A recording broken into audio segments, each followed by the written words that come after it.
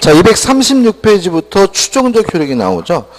좀 까다로울 수가 있는데 까다로울수록 우리는 항상 어떻게 하자고요? 기본적인 것만 정확하게 내 거로 만들자 이런 거죠. 그죠? 예를 들면 이런 거죠. 그죠? 갑이라는 사람이 을과 만나가지고 매매 계약을 하고 갑이 을에게 이전 등기를 해주면 을이 뭘 갖게 되죠? 소유권을 갖게 되죠. 따라서 을은 자기 앞으로 등기하고 있기 때문에 몇 가지 사실에 대해서 뭐가 되죠? 추정이 됩니다. 첫째, 적법한 소유자임을 추정받아요. 이걸 우리가 뭐죠? 권리의 적법이라고 하죠. 물론 만약에 이 등기가 저당권 등기면 적법한 저당권자임을 뭐 받아요? 추정받고, 전세권 등이면 적법한 전세권자임을 뭐 받겠어요? 추정을 받겠죠. 그 다음에 을이 소유권을 취득하려면 요 매매가 뭐 해야 돼요? 유효해야 되니까 등기 원인의 적법도 뭐가 돼요? 추정이 됩니다. 그럼 생각해 보자고요. 요 매매 계약이 대리인을 통해서 했어요. 그럼 이 매매 계약이 유효하려면 그 사람에게 뭐가 있어야 돼요? 대리권이 있어야 되니까 대리권의 존재도 뭐가 되는 거예요? 추정이 되는 거죠. 이해되시죠? 만약에 요 등기가 저당권이면 적법한 저당권자임을 뭐 받아요? 추정받고, 저당권이 있으려면 반드시 그 원인으로서 뭐가 있어야 돼요? 채권이 있어야 되니까 채권의 존재도 뭐가 되는 거예요? 추정이 되는 거죠. 이해되시죠? 그죠? 그래서 우리가 권리를 뭐 소유권만 생각하지 마시고 뭐 저당권, 소유권 여러 걸리고 등기 원인도 매매라고만 생각하지 마시고 만약에 대리인이면 대리권의 존재도 뭐가 돼요? 추정이 되는 거고, 아니면 저당권이면 채권의 존재도 뭐가 돼요? 추정된다. 이렇게 좀 크게 좀 기억하시고요. 그 다음에 을이 소유권을 취득하려면 등기가 유효해야 되니까 세 번째, 등기 절차의 적법도 뭐가 돼요? 추정이 되는 거죠. 절차의 적법도 뭐가 돼요? 추정이 됩니다. 그 다음에 추정이라는 말은 결국은 이렇게 몽땅밖에 없지. 결국은 스스로 뭐 할 필요 없다는 얘기죠? 입증할 필요가 없다. 그렇죠? 우리가 여러분들 그 무죄 추정의 원칙이라는 말 들어보셨죠? 맨날 나오잖아요. 뉴스에 뭐죠? 무죄 추정의 원칙상 외워서 오십시오. 뭐 불구속 수사 원칙이 내려 나오는데 이게 무슨 말이냐면 범죄자는 무죄임을 뭐 받아요? 추정을 받기 때문에 스스로 뭐 할 필요 없냐면 입증할 필요가 없다. 이런 의미예요. 그럼 결국은 어떻게 되냐면 범죄자가 스스로 무죄임을 입증하는 것이 아니라 국가가, 검사가 유죄임을 입증해야 된다. 이게 뭐죠? 무죄 추정의 원칙인 거예요. 그래서 추정이란 말은 결국은 스스로 뭐 할 필요 없어요? 입증할 필요가 없다. 이런 거죠. 과거에 우리가 조선시대 때 이런 거 없었죠? 그죠? 그러니까 어떻게 돼요? 재판이. 사또가 네가 네 죄를 알렸다 그러면 어떻게 해요? 사또 그날 밤 뭐 갑순이하고 물레방고, 다시 말하면 범죄자 스스로가 자신이 무죄임을 뭐 했어요? 입증해야 됐죠. 그죠? 그러다 보니까 뭐죠? 매우 철학이죠. 뭐 줄이 틀고 막 그랬잖아요. 그리고 또 요새 보면은 그 박근혜 대통령 이렇게 조사받는 거 보면 답답하죠. 왜 그러냐면 박근혜 대통령은 스스로 자신이 무죄임을 뭐 할 필요 없어요? 입증할 필요가 없는 거예요. 누가 입증해야 돼요?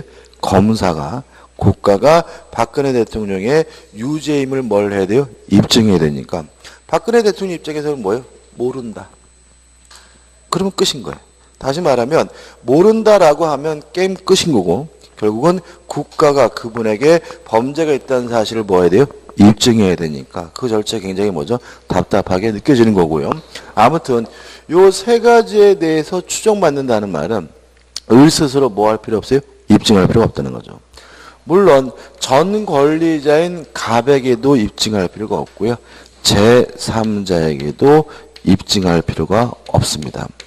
따라서 만약에 갑이 내가 너한테 언제 팔았느냐라고 주장한다면 을은 매매 계약이 유효함을 뭐 받아요? 추정받으니까 을이 스스로 매매가 있었음을 뭐 할 필요 없어요? 입증할 필요가 없고요. 갑이 안 팔았다는 사실을 뭘 해야 돼요? 입증해야 되는 거죠. 제3자가 그게 왜 네 건이라고 주장한다면 을은 적법한 소유자임을 뭐 받아요? 추정을 받으니까 을 스스로 소유자임을 뭐 할 필요 없어요? 입증할 필요가 없고요. 제3자가 병이 소유자가 아님을 뭘 해야 돼요? 입증을 해야 된다. 이런 의미가 되는 거죠. 그 다음에 이런 죄송합니다. 추정이 깨지는 경우가 있어요. 그죠? 또 하나 조심할 것은 뭐냐면 추정이 깨졌으니까 이 등기는 무효다 이렇게 이해하면 되죠. 안 되는 거죠. 그죠? 추정된다는 말은 입증할 필요가 없다는 얘기니까 추정이 깨졌다는 말은 이제 스스로 뭘 해야 돼요? 입증을 해야 된다는 말에 불과한 것이지 추정이 깨졌으니까 바로 그 등기가 무효라는 말은 아님을 항상 뭐예요? 조심하셔야 되고요. 첫째, 반증이 존재하면 추정이 깨집니다. 반대 증거죠. 갑이 을에게 안 팔았다는 사실을 뭐 했어요? 입증했어요. 그럼 이제 을은 추정이 어떻게 해요? 깨졌으니까 이제는 어떻게 해요? 적극적으로 샀다는 사실을 뭘 내야 돼요? 입증해야 되는 거죠. 제3자가 을이 소유자가 아님을 뭐 했어요? 입증했어요. 그러면 추정이 뭐가 됐어요? 깨졌으니까 이제 을은 자신이 적극적으로 소유자임을 뭘 해야 돼요? 입증을 해야 되는 거죠. 그러니까 그런 거죠. 박근혜 대통령도 마찬가지입니다. 이제 문제가 뭐냐면 자꾸 변호사가 문제라는 얘기를 제가 가끔 드리는데 만약에 그 검사가 입증을 했어요. 이러이러한 자료가 있으니까 당신은 범죄자입니다. 그러면 반증이 있는 거니까 이제 박근혜 대통령 측에서 뭘 해야 돼요? 그게 아니라는 사실을 뭘 해야 돼요? 입증을 해야 되는데 자꾸 그냥 뭐만 하고 있어요?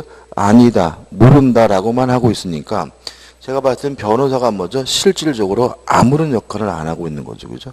거기서 좀 조언을 해가지고 이러이러한 반증이 있으면 이제는 추정이 깨진 거니까 적극적으로 왜 그것이 잘못됐다는 사실을 말씀하셔야 됩니다. 이래야 되는데 전혀 안 하고 있죠. 그죠?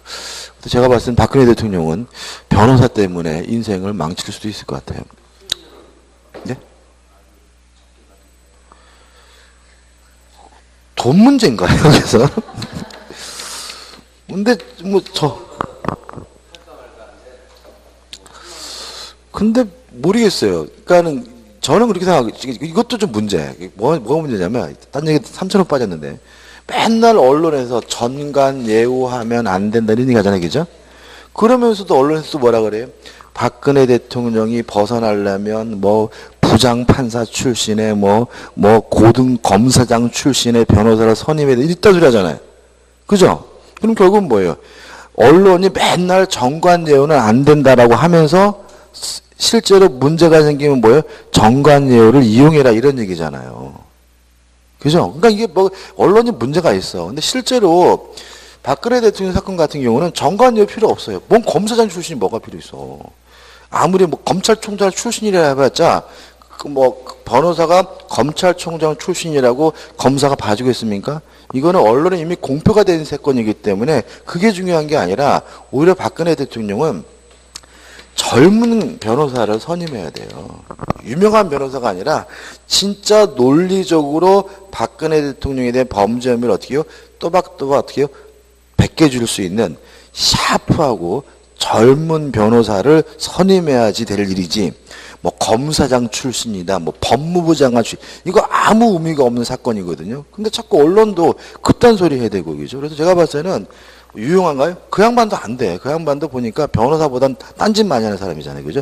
그래서 그분이 능력 없다는 얘기 아니라 그분은 변호사보다 정치판에 들먹들먹거리는 사람이기 때문에 논리적으로 변호사 업무를 수행할 사람은 아니거든요. 그래서 오히려 그냥 젊은 사람, 제가 봤을 때는 그냥 방금 사법연수원 졸업하고 이렇게 방금 개업한 그런 젊은 친구들이 오히려 샤프하게 열심히 밤새 연구해가지고 검사의 논리를 어떻게 해요?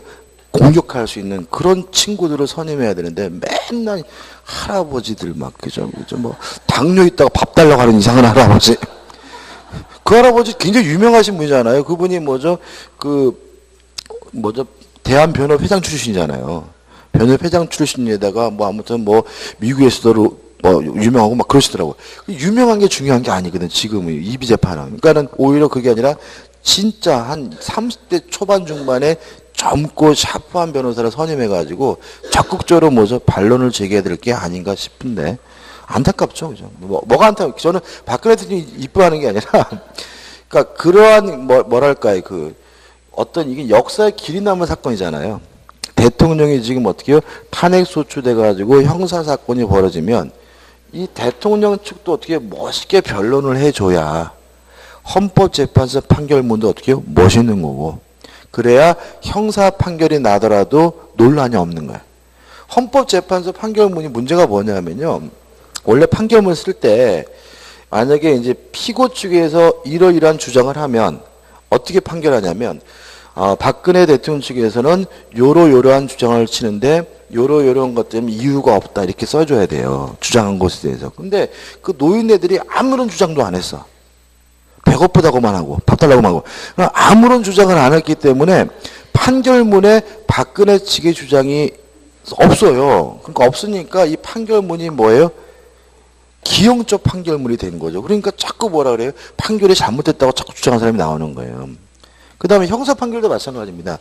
이쪽에서 적극적으로 변론을 해야 나중에 대법원 판결이 났을 때 그쪽의 주장에 대한 뭐 어떻게 반론도 나오니까 이게 어떻게 뭐 이게 판결이 공정하고 다툼이 없어지는데 맨날 모른다, 안 했다, 이딴 소리만 하고 앉아있으니까 나중에 판결 나더라도, 물론 유죄 판결 날까는 얘기죠.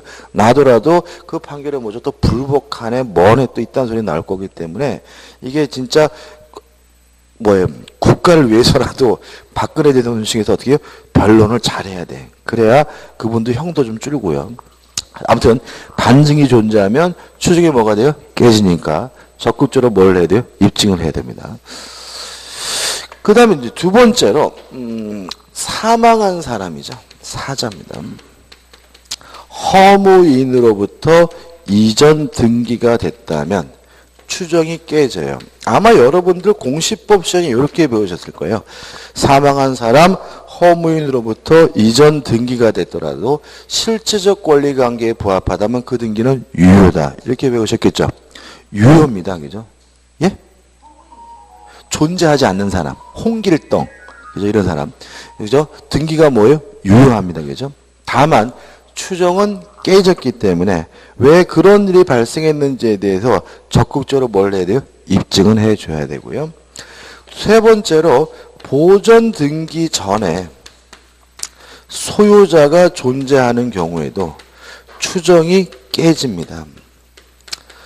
추정이 깨진다는 말은 등기가 뭐라는 얘기는 아니에요? 무효라는 말은 아닙니다. 이 등기도 유효한 겁니다. 이게 대표적인 것이 뭐냐면 모두 생략 등기죠.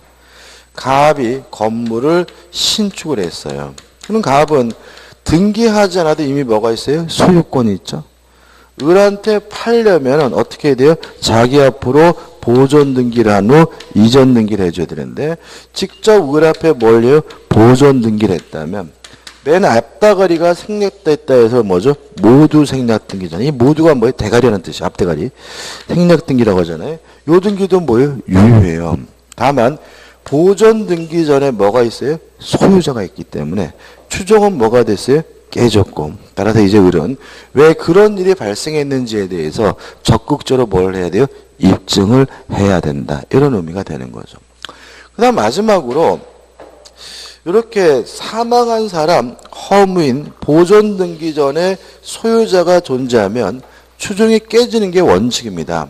다만 이 등기가 각종 특별 조치법에 따라서 이루어진 등기라면 추정이 깨지지 않고 유지가 된다는 것이 우리 판례 입장입니다.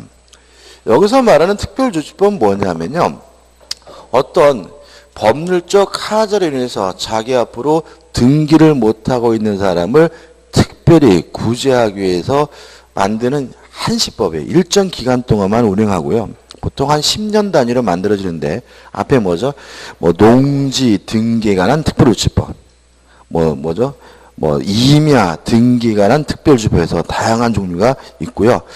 이런 것들은 일반적으로 어떻게 되냐면 사망한 사람으로부터 이전 등기가 이루어지기 때문에요. 만약에 추정이 깨진다 그러버리면 이 법을 왜 만들었는지에 대한 또 원론적 이유까지 가기 때문에 우리 판례는 특별조치법에 따라 이루어진 등기는 이런 사유가 있더라도 추정이 깨지지 않고 유지가 된다는 것이 우리 판례 입장입니다.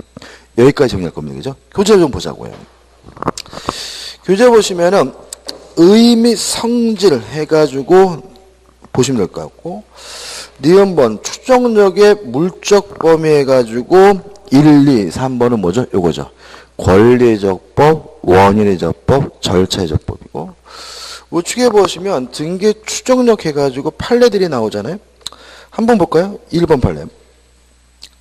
전 등기 명인이 미성년자이고 당해 부동산을 친권자에게 증여행위가 이해 상반행위라더라도 일단 친권자에게 이전 등기가 격려된 이상 특별한 사정이 없는 그 이전 등기에 필요한 절차를 적법하게 거친 것으로 추정된다. 다시 말하면 등기의 뭐죠? 등기 절차의 뭐죠? 적법이 뭐죠? 추정된다는 얘기죠. 이런 판례 따로 외울 건 아닙니다. 그죠? 그 다음에 2번은 결국 뭐냐면 대리인을 통해서 이루어졌다면 대리권의 존재가 뭐가 돼요? 추정된다는 판례고, 그 다음에 3번 보세요. 사망한 등기 의무자로부터 격려된 등기예요. 그러면 사망한 사람으로부터 이전 등기가 됐으니까 추정이 뭐가 돼요? 깨져야 되겠죠. 그죠? 근데 입증이 또 됐어요. 어떤 입증이 됐냐면 등기 의무자가 사망 전에 그 등기 원인이 이미 존재하는 등의 사정이 있단 말이죠. 다시 말하면 이분이 돌아가시기 전에 매매계약서를 작성했던 사실이 뭐가 됐어요? 입증이 됐다면 깨진 추정이 어떻게 회복이 돼서 다시 뭐가 돼요? 추정이 되는 거죠. 이해되시죠? 그죠? 따라서 우리 이런 얘기입니다. 사망한 사람으로부터 이전 등기가 되면 추정이 뭐가 돼요? 깨져요. 그래서 을이 자신의 수종을 유효시키려면 뭘 해야 돼요? 입증을 해야 돼요. 뭐라 입증했습니까? 매매계약서는 돌아가시기 전에 작성했습니다. 라고 한다면 다시 뭐죠? 추정이 뭐가 돼요? 회복된다는 판례인 거죠. 그 다음에 4번 해가지고 나와 있는데 4번은 요겁니다. 추정을 받는다는 말은 스스로 뭐 할 필요 없어요? 입증할 필요가 없죠. 따라서 입증할 필요가 없는 사람이 입증하려다가 실패했어요. 그래도 추정은 뭐가 돼요? 유지가 되는 거죠.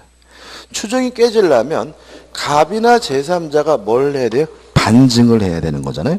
따라서 4번 등기 명의자가 을이죠. 전 소유자로부터 부동산을 취득함에 있어 등기부상 기재된 등기 원인에 의하지 아니하고 다른 원인으로 적법하게 취득하였다고 하면서 등기 원인행위의 태양이나 과정을 다소 다르게 주장하였다 하여 이러한 주장으로 그 등기 추정력이 깨어지지는 않는다. 이해되시죠? 등기 명의자는 뭐 할 필요 없어요? 입증할 필요가 없는 사람이니까 입증하려다가 실패했더라도 추정이 뭐 되는 건 아니에요? 깨지는 건 아니죠.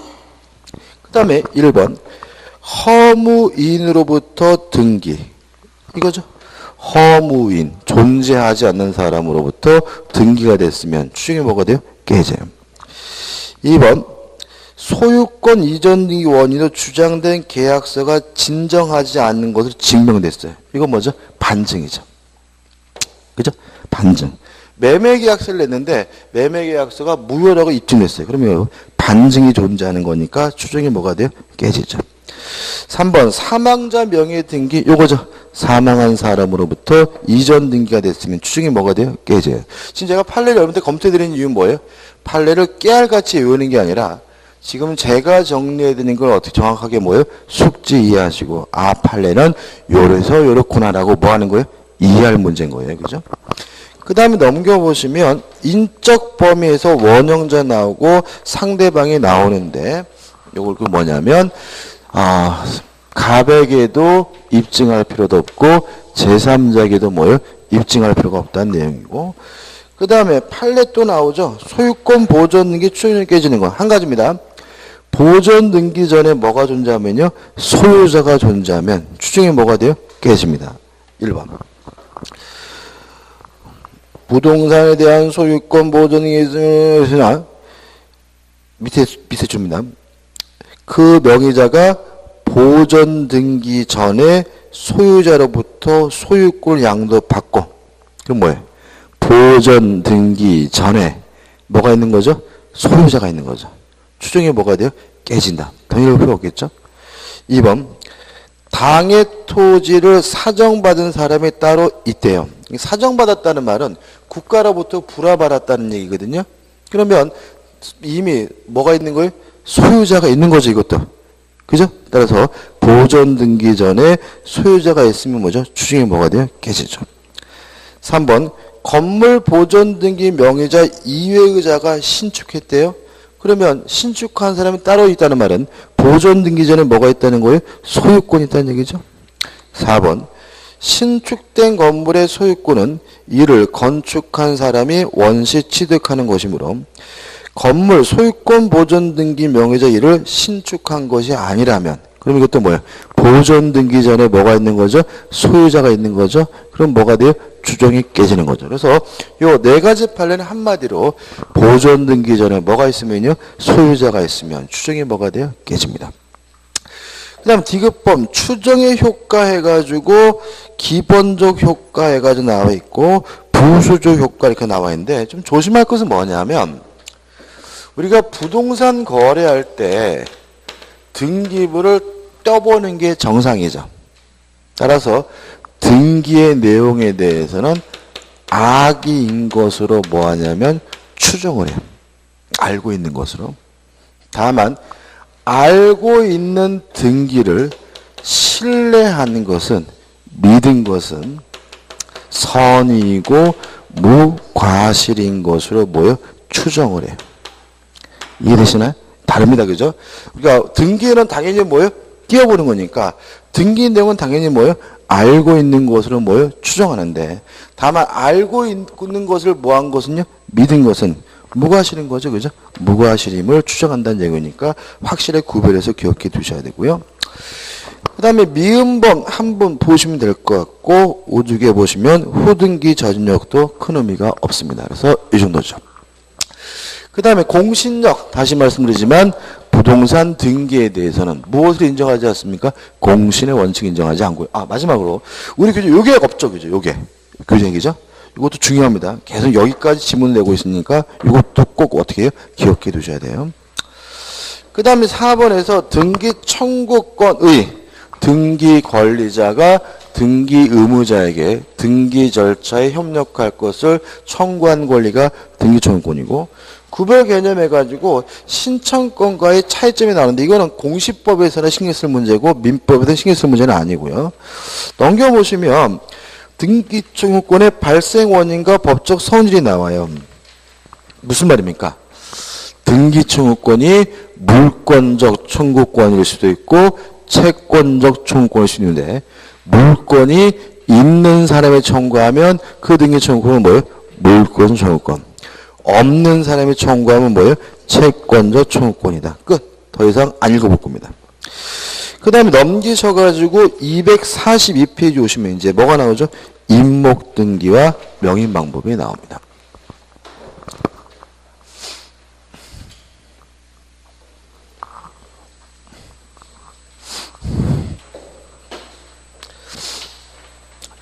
대외적으로 권리자임을 보여주는 공시 방법이 우리 민법은 두 가지를 인정하고 있습니다. 부동산은 등기, 동사는 점유를 인정하고 있는데 문제는 이 두 가지만으로는 완벽하지가 않습니다. 예를 들어서 갑이라는 분이 배추 농사를 짓는 분이어서 배추밭에다가 배추씨를 심어서 배추가 몽골몽골 기어나와 있는 상태인데 을이 이 배추밭의 배추를 통째로 팔래요. 밭대기 매매잖아요.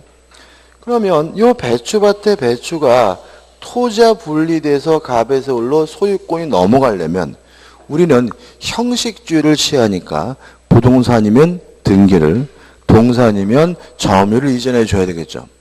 배추밭의 배추는 동산인가요? 부동산인가요? 부동산입니다. 근데 배추밭의 배추는 뭐 할 방법이 없어요? 등기할 방법이 없죠. 그래서 두 가지 가지고는 안 되기 때문에 우리 판례가 두 가지를 제외한 나머지 기타 공시 방법을 인정하고 있는데요. 이거 우리가 뭐라 그러냐면 명인 방법이라고 합니다. 그래서 명인 방법이란 등기와 점유를 제외한 공시 방법이에요. 등기와 점유를 뺀 나머지 권리자임을 보여주는 방법이 뭐예요? 명인 방법이에요. 따라서 어떤 방법이든지 간에 을이 소유자임을 대외적으로 뭐하고 있으면 돼요? 보여주고 있으면 돼요. 뭐 가장 일반적인 것이 팻말 세우는 거죠.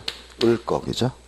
아니면 뭐 현수막 걸 수도 있고 아니면 에드벌런 띄울 수도 있고요. 뭐라도요. 그죠? 어떤 방법이든지 대외적으로 권리자임을 뭐 하면 돼요? 보여주면 되는 거죠. 근데 문제가 좀 있습니다. 어떤 문제냐면 수목의 경우에도 농작물과 마찬가지로 명인 방법을 통해서 거래할 수 있다. 소유권을 이전하는 거 물론 뭐죠? 가능한데 완전하지가 않습니다. 왜 그러냐면 수목의 경우에는 오히려 요 팻말보다 뭐가 더 오래 갑니까? 나무가 더 오래 간다는 거죠. 요 팻말은 한 1, 2년만 지나도 뭐죠? 색이 바라고 글씨가 지워지는데 수목은 뭐죠? 수십 년 가잖아요. 그래서 요 수목에 대해서는 명인 방법은 완전한 공시 방법이 아니기 때문에 특별법을 만드는 거죠. 임목에 관한 법률이라는 특별법을 제정을 해가지고 수목에 대해서는 무엇을 통해서도 등기를 통해서 거래할 수 있도록 하고 있습니다. 따라서 수목의 경우에는 명인 방법을 통해서 소유권을 이전할 수도 있고요. 등기를 통해서 뭐 할 수도 있어요? 소유권을 이전할 수가 있는데 문제는 명인 방법 완전한 공시 방법이 아니기 때문에 명인 방법을 통해서는 저당권을 설정할 수는 없지만 등기했다면 어차피 완벽한 공시 방법이기 때문에 수목에 대해서도 무엇을요? 저당권을 설정하는 것이 가능한 거죠. 근데 문제가 되는 것은 뭐냐면 양도담보를 설정할 수 있느냐 명인 방법을 통해서 가능하다는 거 꼭 기억해 두셔야죠. 자, 왜 그러냐면 양도담보란 소유권을 이전하는 방식으로 이루어지는 담보가 뭐죠? 양도담보죠. 그래서 제가 뱀장어 말씀드리면서 어떤 물건이든지 소유권만 이전할 수 있으면 양도담보 설정이 가능하다고 했잖아요. 그러면 수목의 경우에 명인 방법을 통해서 소유권을 이전할 수 있다는 말은 명인 방법을 통해서 무엇을요? 양도담보를 설정하는 것이 뭐죠? 가능하다는 취지니까 여기까지 꼭 기억해 주시기 바랍니다. 끝입니다. 그 다음 우측 하단에 보시면 5번 동산 물권 변동해가지고 일반적인 내용이 나와 있고요. 넘겨보시면 권리자로부터 취득해서 성립요건지 동산에 대한 물권 변동도 형식주의입니다. 그래서 부동산 등기가 공시 방법이니까 이전 등기를 해야 부동산에 관한 물권이 변동되는 것처럼 동산의 경우에도 공시 방법이 뭐예요? 점유니까 점유를 이전해야 동산에 관한 물권이 변동이 되는데 요 점유를 이전하는 걸 특별히 뭐라 그러냐면 인도라고 하는 거죠. 그래서 교재 보시면 이제 인도에서 의의가 나오고 우측에 보시면 종류가 나온단 말이죠. 이 부분은 뭐냐면 개념만 이해하시면 돼요. 그래서 현실의 인도는 뭐죠? 진짜 주는 거죠. 간이 인도는 옆에다 화살표 찍혀가지고 양수인이 이미 점유 이렇게 좀 적어놔요. 간이 인도는 뭐라고요? 양수인이 이미 점유. 자, 이런 얘기입니다. 갑이 카메라를 가지고 있는데 을에게 빌려줬어요. 그래서 을이 갑의 카메라를 점유하고 사용하다 보니까 마음에 들어서 갑으로부터 이 카메라를 사기로 했어요. 그러면 인도를 해야 갑에서 을로 소유권이 넘어가잖아요. 그렇다고 해서 굳이 받아서 줄 필요는 없다. 양수인, 을이 이미 뭐하고 있어요? 점유하고 있다면 이제부터 그 카메라는 네 거다라는 의사표시만으로 인도가 이루어지는데 이게 뭐죠? 간이 인도죠. 그 다음 점유계정이 나오죠. 점유계정 옆에다가 양도인 계속 점유 이렇게 메모하시면 되겠죠. 자, 이런 얘기입니다. 갑이 카메라를 가지고 있는데 을이 와서 팔래요. 갑이 안 판다는 거죠. 왜 안 파는데? 야, 지금 한참 꽃피고 카메라 쓸 일이 많은데 하필이면 지금 파냐. 그러니까 을이 네가 나한테 팔면 내가 너한테 한 달간 빌려줄게. 갑이 어떻게 해요? 좋다 그랬어요. 팔았으니까 인도하고 빌렸으니까 돌려받고 그럴 필요는 없겠죠. 따라서 양도인이 계속 점유하고 있더라도 내가 너한테 팔았지만 한 달 동안 빌린 거다라는 계약만 하면 인도가 이루어지는데 이게 뭐죠? 점유 계정이에요. 점유 계정은 누가 계속 점유한다고요? 양도인이. 그 다음에 반환충국과 양도인 옆에다가 화살표 찍혀가지고 제3자 점유. 반환충국 양도는 뭐라고요? 제3자 점유. 이런 얘기죠. 갑이 카메라를 가지고 있는데요. 이거를 병에게 빌려줬어요. 현재 병이 카메라를 점유하고 있는 상태인데 을이 갑으로부터 이 카메라를 샀거든요. 그랬더니 갑이 뭐라 그러냐면 네가 가서 받으래요. 그럼 을은 실제로 카메라를 받은 건 아니거든요. 병한테 달라고 요구할 수 있는 뭐만요? 반환충국권만 넘겨받은 거죠. 그래서 양도인도 양수인도 아닌 제3자가 점유할 때는 뭐만 넘겨주더라도요. 반환충국권만 넘겨주더라도 인도가 이루어지는데 이게 뭐죠? 반환충국권 양도입니다. 특징을 기억하시면 되겠죠. 그죠? 간인도는 뭐라고요? 양수인이 이미 점유. 점유 계정은 뭐라고요? 양도인이 계속 점유하는 인도. 반환충국권 양도는 뭐죠? 제3자가 점유하고 있을 때 인도 방법입니다. 이런 네 가지 인도 방법이 있기 때문에 넷 중에 한 가지를 선택해서 인도하면 동산에 대한 물권 변동이 이루어지게 됩니다. 끝이고요. 이거 가지고 이제 우리가 뭘 봐야 되냐면 한 장을 넘겨보시면 무권리자로부터 취득해서 뭐가 나오냐면 선의취득이 나옵니다. 일단 선의취득에 대해서 생각해 볼 것은 우리는 공인중개사 시험이다 보니까 동사는 시험 문제를 거의 안 내요. 거의 안 낸다는 말은 낸다는 말이죠. 그죠? 거의 안 낸다는 말은 많이 안 낸다는 얘기잖아요. 조금 낸다는 얘기잖아요. 그래서 한 문제 내지 두 문제는 내요. 동산에 대해서. 근데 한 문제 내지 두 문제를 냈을 때 꼭 선택하는 것이 뭐냐면 지금 보려고 하는 선의취득이에요. 특히 선의취득은 경년이에요. 그래서 재작년엔 냈고요. 작년에는 안 냈어요. 올해는 뭐죠? 낼 거예요. 그래서 이 선의취득은 동산에 관한 부분이지만 좀 뭐 하셔야 돼요? 신경을 좀 써야 되고요. 이 선의취득에 대해서는 내용을 들어가기 전에 먼저 우리가 생각해 볼 것은 뭐냐 하면 우리 민법은 부동산 등기에 대해서는 공신의 원칙 인정하지 않아요. 동산의 점유에 대해서만 공신의 원칙을 인정하고 있는데 요게 지금 배우려고 하는 뭐예요? 선의취득이고요. 공신의 원칙은 어떤 거라고요? 진정한 권리자를 희생시키더라도 거래의 안전을 보호하려고 하는 제도죠. 이게 전부입니다. 그래서 실제로 우리가 나중에 문제 풀 때도 요 가지고 푸는 거예요. 동산의 점유에 관한 공신의 원칙이 뭐예요? 선의취득인데 목적이 뭐죠? 거래의 안전을 보호하기 위한 제도다. 그죠? 예를 들면 이게 가장 일반적인 예입니다. 갑이라는 사람이 최근에는 문제가 나오면 카메라보다는 노트북을 넣더라고요. 노트북. 갑이 소유하고 있는 노트북을 을에게 뭐죠? 빌려줬어요.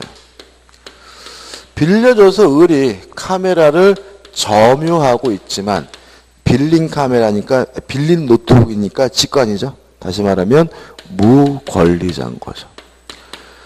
그런데도 불구하고 병한테 팔았어요. 팔았으니까 이제 을이 뭐가 돼요? 양도인이 되는 거죠. 자, 을이 병한테 팔고 병에게 인도를 해줘서 병, 양수인이 점유를 취득했고요. 이때 병의 점유가 선의이고 공연하고 평온하고 무과실이라면 서로 을이 소유자가 아니더라도 무권리자라도 병은 소유권을 취득하게 되는데 이게 뭐죠? 선의 취득입니다. 법조문 읽어볼게요. 249조죠. 평은 무슨 말이죠? 평화스럽게죠. 공연 공개적으로죠. 동산을 양수한 자가 선이며 과실 없이 그 동산을 점유한 경우는 246페이지죠. 246페이지 상단에 249조. 다시 한번 읽어볼게요. 평은 공연하게 동산을 양수한 자가 누구죠? 병이죠. 선임이며 과실 없이 그 동산을 뭐요?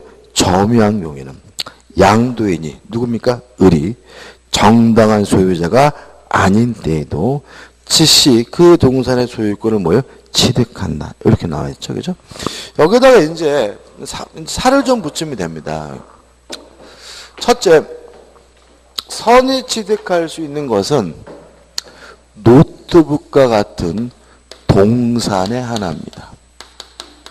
따라서 부동산의 경우에는 선의 취득할 수가 없습니다. 왜냐하면 선의 취득은 공신의 원칙인데 우리 민법은 뭐에 대해서만요? 동산에 대해서만 공신의 원칙을 인정하니까요. 이해하시죠? 과거 이런 게 한번 나왔어요. 갑이 을과 만나가지고 하지도 않은 매매를 한 것처럼 가장을 해서 갑이 을에게 등기를 해줬어요. 부동산이죠? 등기.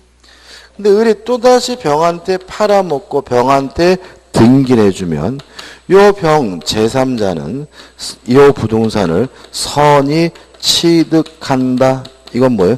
X예요. 왜냐하면 선의 취득은 뭐에 대해서만요? 동산에 대해서만.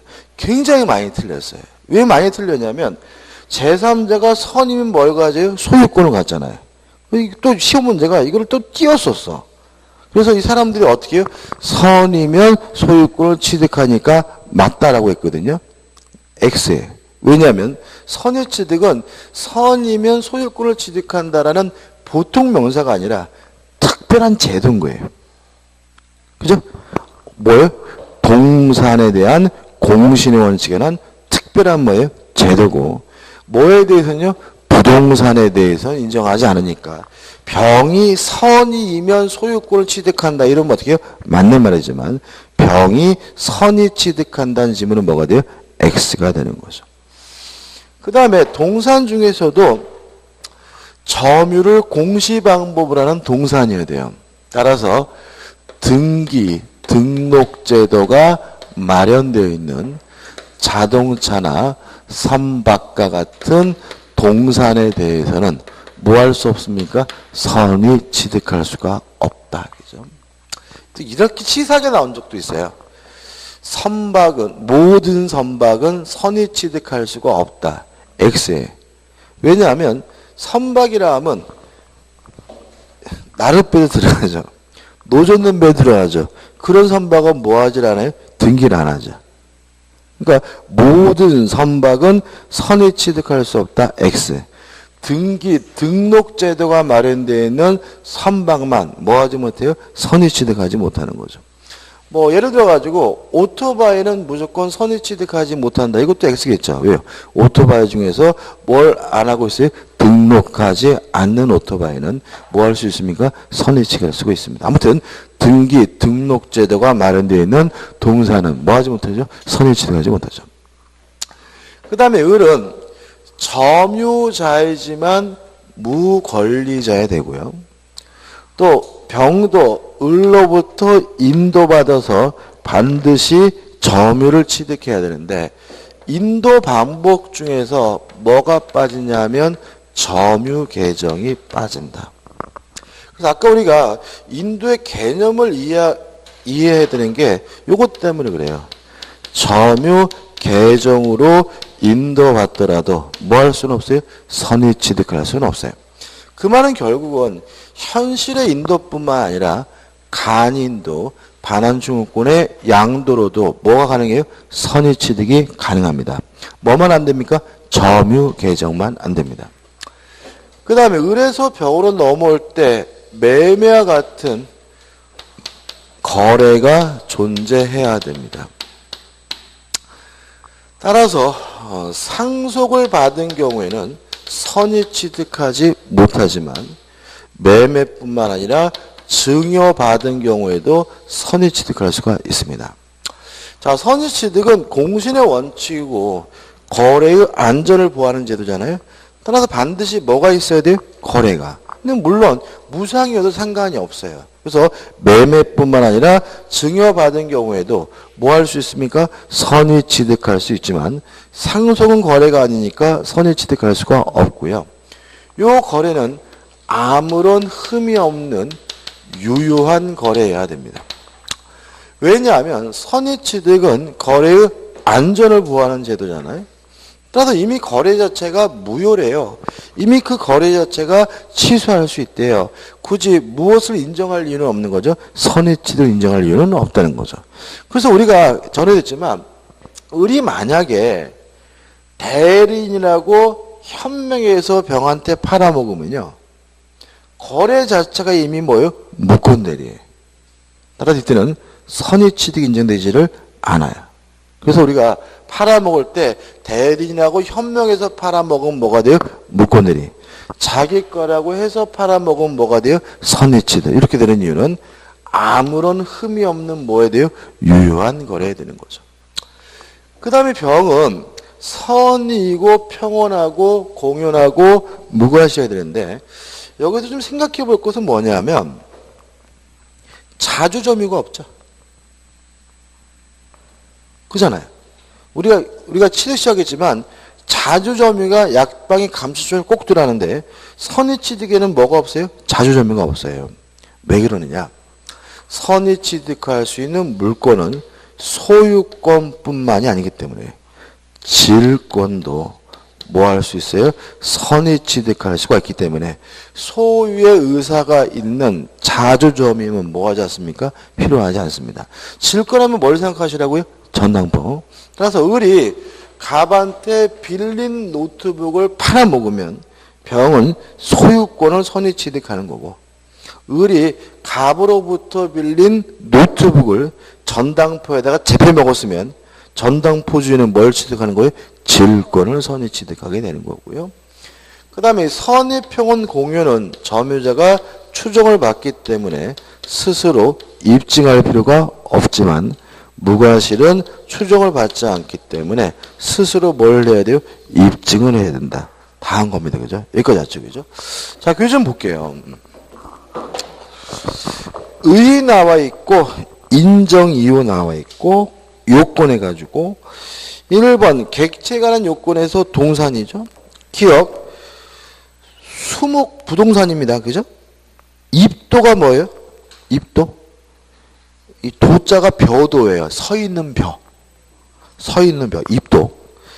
미분리가 하실 다 뭐죠? 부동산이죠? 따라서 일단은 뭐 할 수 없어요? 선의 취득할 수가 없다.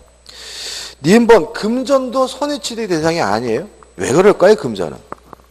금전은 특이한 게요. 제가 안 적었는데 왜 그러냐면 있는 곳에 소유권이 있어요. 예를 들어서 을이 갑으로부터 빌린 게 노트북이면 갑 거죠? 을 게 아니죠? 근데 선의 취득이잖아요. 근데 을이 갑한테 돈 500만 원 빌렸어요. 누구 거예요? 을 거예요. 을 거. 따라서 빌린 돈으로 미스 닦든 빌린 돈으로 술 처먹든 지 마음인 것이고 굳이 병이 뭐일 필요 없어요? 선이고 무과실 필요는 없으니까 금전은 뭐의 대상이 아니에요? 선의 취득 대상이 아니죠. D급번 말씀드린 내용이 나오고요. 우측에 또 리을번 명인방부로 공시된 지상물은 뭐죠? 부동산이고 미음번 국유문화재 이런 거죠. 이겁니다. 선의 취득은 뭐예요? 공신의 원칙이고 거래의 안전을 보호하는 제도잖아요. 거래 자체가 금지되어 있는 물건, 문화재, 뭐 마약 이런 것들이 선의취득의 대상이 될 수는 없겠죠. 재밌는 건 저는 앞편 흡식기군 이해되는데 음란한 문서가 거래가 금지된 물건인가요? 뭐 19금이잖아요, 그죠? 성인들은 거래할 수 있는 거 아닌가요? 음란한 문서. 그 다음에 비읍번, 증권 이런 것도 뭐죠? 선의취득 대상이 되지 않습니다. 그 다음에 시읍번 해가지고 이게 뭐냐면 시볼게요. 부동산 등기에 공시되는 동산은 부동산에 분리되어 인도되면 선의취득이 되게 된다. 이해되세요? 얘가 공장재단에 속한 동산? 공시법 시간에 중개대상을 할 때 배울 것 같은데? 자, 이런 문제죠.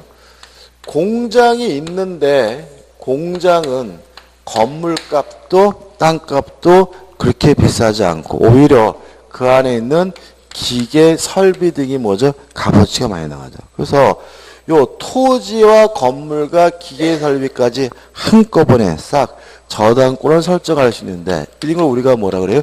공장 저당이죠. 그러면 요 안에 있는 기계 설비들은 여전히 뭐예요? 동산이긴 한데 부동산 등기에 의해서 뭐가 되고 있는 거죠? 공시가 되고 있는 거죠. 물론 이거를 띄어서 팔아먹으면 뭐 할 수 있어요? 선의취득할 수가 있습니다. 따라서 부동산 등기에 공시되는 동산은 특별한 것이 아니라 그냥 뭐예요? 동산이고 따라서 뭐 할 수 있어요? 선의취득할 수가 있죠. 그 다음에 2번 양도인에 관한 요건은 한번 읽어보시고 특별한 건 없고 다시 말하면 무권리자대 반드시 뭘 하고 있어야 돼요? 점유를 하고 있어야 되고 무권대는 포함되지 않는다는 말이 나와 있고요. 3번 거래 행위가 반드시 뭐 해야 돼요? 존재해야 되는데 기억분에서 경매도 포함된다는 걸 일단 기억해 두시기 바라고 그 다음에 넘겨보시면 니은번 거래 행위가 반드시 뭐예요? 유효해야 된다. 아무런 흠이 없어야지만 선의취득이 가능하고요. 따라서 대리인이라고 하면서 팔아먹었는데 대리권이 없다면 그런 무권대리 문제지 선의취득 문제가 아니고요. 4번 양수인에 관한 요건 해가지고 나와 있는데 반드시 점유를 취득하는데 점유 개정 방법은 안 되고요. 그 다음에 선의평원 공여는 입증할 필요가 없지만 무과실은 뭘 해야 돼요? 입증해야 되고 디귿번은 일단 결론만 기억하자고요. 선의 무과실의 기준 시점은 물권행위가 완성하는 때다 정도는 기억해 두시고요. 효과 1. 동산 물권을 취득하는데 기억 소유권과 질권만 취득합니다. 따라서 나머지 물권들은 뭐의 대상이 아닙니까? 선의취득의 대상이 아니고요. 2번 원시취득이고요. 3번 부당이득 성립하지 않습니다. 이게 무슨 말이냐면 지금 요건을 갖춰서 병이 요 노트북에 대한 소유권을 취득했다면 갑은 병한테 돌려달라고 요구할 수 없겠죠. 그죠? 근데 갑이 억울할 수가 있어요. 뭐냐면 을이 병에게 증여한 경우죠. 그죠? 꽁꾸러 줬어요. 근데 세상에 그럼 갑이 병한테 돌려받지 못하더라도 꽁꾸러 받은 것이니까 부당이득 반환은 청구할 수 있는 것이냐? 요 문제에 대해서 안 된다는 게 통설입니다. 다시 말하면 소유권을 이유로도 반환 청구할 수도 없고요. 부당이득 반환도 병에게 뭐 할 수 없어요? 청구할 수가 없습니다. 병은 확정적으로 뭘 갖게 됩니까? 소유권을 갖게 됩니다. 그래서 맨 밑에 보시면 다만 좌측 맨 밑입니다. 선의취득이 무상행위로 인한 경우에는 부당이득 반환 의무가 있다는 것이 다설이다. 다설 아니에요. 오히려 통설이 뭐라고요? 부당이득 반환 의무가 없다고 봅니다. 무상행위라는 말은 뭐예요? 증여죠. 그죠? 증여. 부당이득 반환 의무가 있다가 아니라 어떻게요? 없다라 바꾸셔서 기억해 두시기 바라고. 물론 판례가 아니라 뭐죠? 학설이기 때문에 중요한 거는 아닙니다. 우측에 보시면 이제 마지막으로 5번 해가지고 도품 유실물에 관한 뭐가 나오죠? 특칙이 나옵니다. 제가요 지금 처음에 예를 들 때 을이 갑으로부터 빌려서 팔아먹었다 그랬잖아요. 이게 형법적으로 뭐냐면 횡령이에요, 횡령. 횡령이 뭐죠? 타인의 물건을 보관하던 자가 꿀꺽하는 게 뭐죠? 횡령이거든요. 그래서 선의취득은 일반적으로 뭘 기준으로 하는 거죠? 횡령을 기준으로 하는 거예요. 그러면 훔쳐서 팔아먹었으면 어떡할 거냐? 도품이죠. 아니면 갑이 잊어버린 것을 주워서 팔아먹었으면 어떡할 거냐? 이게 뭐죠?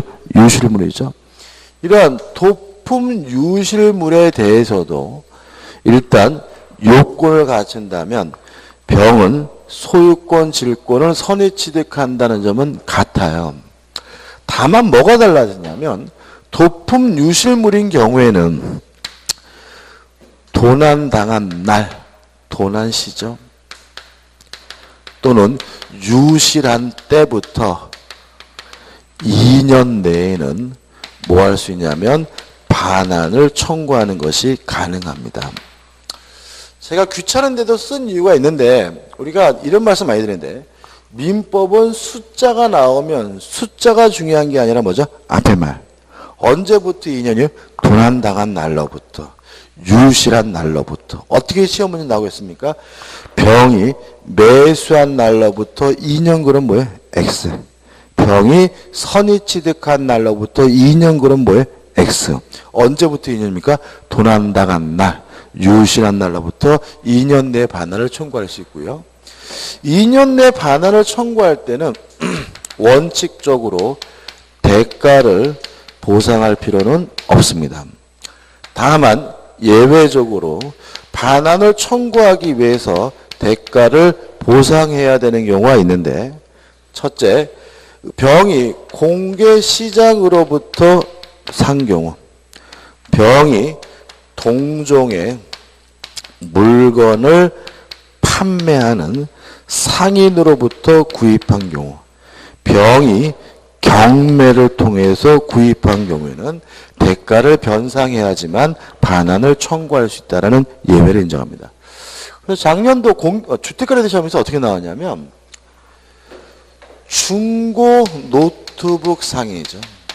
중고 노트북 상인인 병이 갑으로부터 노트북을 훔쳐서 병한테 팔아먹었다. 이렇게 나왔어요. 그죠? 그럼 병은 도품인데 누구한테 샀어요? 중고 노트북 상인. 동종의 물건을 판매하는 상인으로부터 구입했으니까 갑이 병한테 반환을 청구하기 위해서는 뭐가 필요한 거죠? 대가 보상을 해야 된다. 이런 형태로 문제가 나온 적이 있습니다. 법전만 기억하면 되는데 250입니다. 전조의 경우에 그 동산이 도품이나 유실물일 때의 피해자 또는 유실자는 언제부터죠? 도난 또는 유실한 날로부터 2년 내 그 물건의 반환을 청구할 수가 있습니다. 251조 양순이 도품 또는 유실물을 어떻게 해요? 경매나 공개시장 또는 동종의 물건을 판매하는 상인에게서 선의로 매수한 때 피해자 또는 유실자는 지급한 대가를 변상하고 그 물건의 반환을 뭐 할 수 있어요? 청구할 수 있다라고 규정하고 있는 거죠. 끝입니다. 좀 쉬었다가요. 넘겨보신 6번 물권의 소멸이 나오는데 이 물권의 소멸부터 좀 보도록 하겠습니다.